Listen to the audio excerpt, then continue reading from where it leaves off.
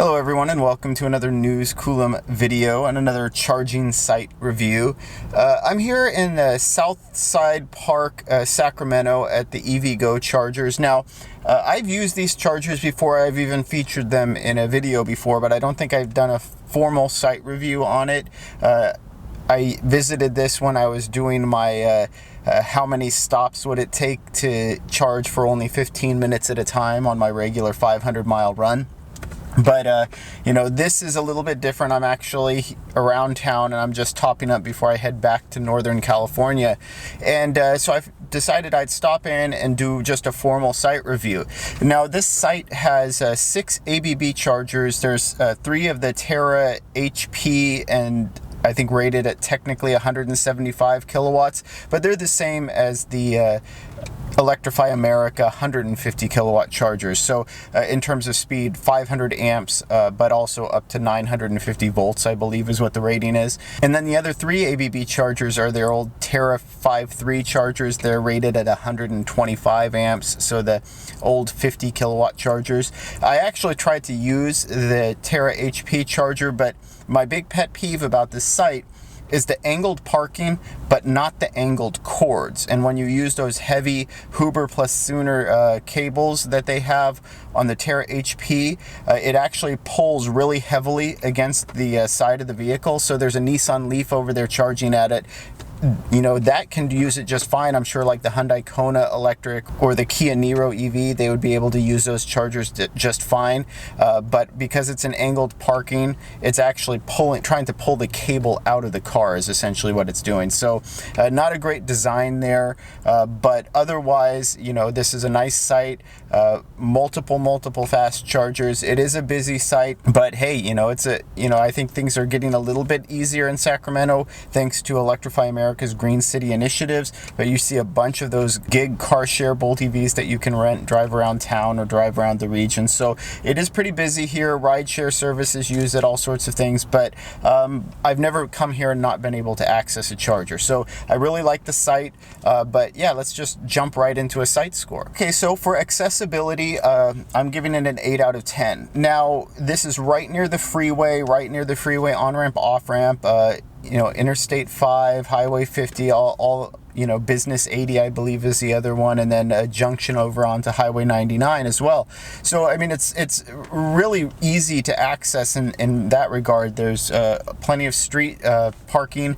There's plenty of room to get in and out, and, you know, these are electric vehicle only charging spots. So other than the busyness, there's no real issue getting in and using these spots, and you're not really worried about icing or gasoline powered cars coming in and parking here. But there are 2 reasons it's getting points deducted. The first is no full pull-through parking. You just can't, like if you're towing a trailer, this is not the site for you. This is really more almost like an urban use only site for small vehicles.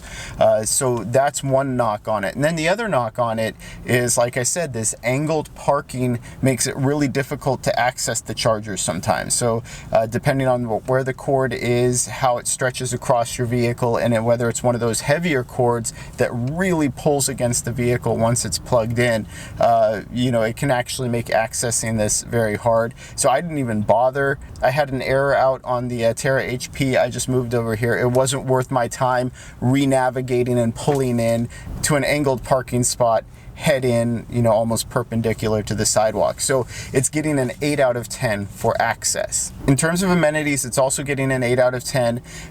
You know, there's no real covering for these chargers other than the trees, basically, and that's fine for shading or whatnot, but in terms of rain or other weather, it doesn't really help protect the chargers. But the other thing is, with the amenities, it's lacking any sort of eateries or you know, convenience store or any other services besides just basically the park, which is a good service in my opinion. If you want to just stop and have a meal that you've picked up elsewhere, this is a great place for it. If you have an animal, you want to walk your dog or whatever, this is a great place for it. And the bathroom is open, though I doubt that it's open 24 hours a day. So but you know, a lot of facilities here, a lot of things to do, just a walk around the block. There's a pond.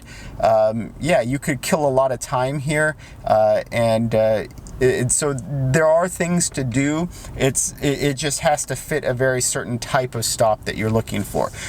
So overall, it's getting an 8 out of 10 for amenities. For site concentration, this is sort of that baseline standard that we should be looking for at this point, the 6 DC fast chargers per location. So this is getting a 7 out of 10 for site concentration. This is just enough chargers where I think you can be reasonably assured to gain access to a charger if you need one, even in relatively busy areas and even with relatively dense EV populations. So Sacramento benefits a lot from a lot of different charging sites that have gone in, a lot of Electrify America sites with 4 or more chargers there. So this sort of it just adds on to that. And like I said, I have never come here and been unable to access a charger. So that's a good sign in and of itself. And I think this is sort of maybe the standard that we should be looking for moving forward, with maybe higher concentration sites for more heavily trafficked areas or like travel corridors where there's not a lot of other coverage. But I think 6 is a good number, so it's getting 7 out of 10 for site concentration. Now for location, I'm giving it an 8 out of 10. And this is one of those sites that's important but not crucial, because Sacramento has so much coverage.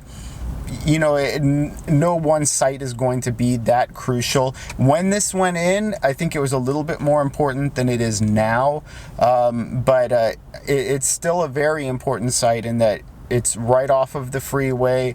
You have multiple different junctions here. You could literally, from this point, get on your freeway of choice and go to San Francisco, go to Tahoe, go to Southern California, go to Northern California. It's basically right at the hub, and that's a good place for this to be, so it facilitates travel. But Sacramento is also more of a bedroom sort of community where a lot of people have homes, they have off-street parking, so you're not really supporting a large population of apartment dwellers who can't charge at home. So like I said, it's important but not crucial, so it's an 8 out of 10 for location. And then for speed, I'm giving it a 9 out of 10. So on these mixed sites where you have a choice of 50 kilowatt or 175 kilowatt, I'm just deferring to whatever the faster standard is. I do the same with Electrify America. It defaults to the fact that they actually have 350 kilowatt chargers available. That's why they get the rating that they get. Basically, the fastest charger dictates the score. And so this is a 9 out of 10 for speed. So really the only way this gets faster is if you had 350 kilowatt chargers. Right now, like I said, those Terra HP are outputting 500 amps. That's enough that if Tesla made a CCS adapter, they'd be able to charge a Tesla at about 180 kilowatts. It's enough to max out basically everything on the road right now, with the exception of the Porsche Taycan. So you can't really get much faster than that, but you can get a little bit faster than that, and that's why it's a 9 out of 10 for speed.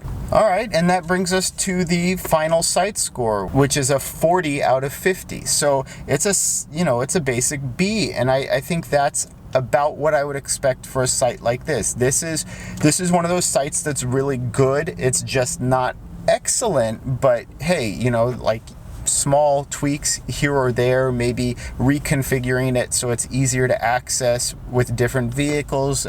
Just maybe reconfiguring how the chargers are oriented. There's not much you can do about the services that are on site, but maybe if there were more travel services beyond just a trash can and a park and a bathroom, then we could bump up the score here or there. But you're really sort of nitpicking at that point. I think this is a strong site. I'm glad to have it here. I think it's one that we can point to and say, we need more of these, just sort of semi-urban support, long distance travel support chargers, where it serves a multiple different purposes, and it's just a sort of utilitarian charging site that I think a lot of people benefit from. So I think 40 out of 50 is right, and I think that's something that EVgo should be proud of. And in fact, this is what I really hope hope EVgo uses some of those GM funds and some of those Nissan funds to start building more of these sort of mixed sites. Like I said, a lot of their older sites with those ABB Terra 5.3 chargers, those 125 amp ABB chargers, they would benefit from being supplemented by additional faster chargers and do this sort of mixed design that we've seen EVgo do here. They did it in Baker, California, because I think just expanding some of their sites and making them usable for both faster charging EVs and EVs where maybe you're going to stop and, you know, go for a picnic or whatever, and spend 30 to 40 minutes. And I think it's good to have that mix, and expand on what they've already done, because a lot of their sites are really well located and really convenient. Anyway, I'd love to hear what you think. Have you had a chance to use this site before? Or you travel through Sacramento up to Northern California, out to Tahoe? Is this a site that you'd find useful? What do you think about putting charging sites at parks, right? Like city parks and recreation centers. If you enjoyed this video, please like and subscribe. It really helps out the channel, and thank you for watching.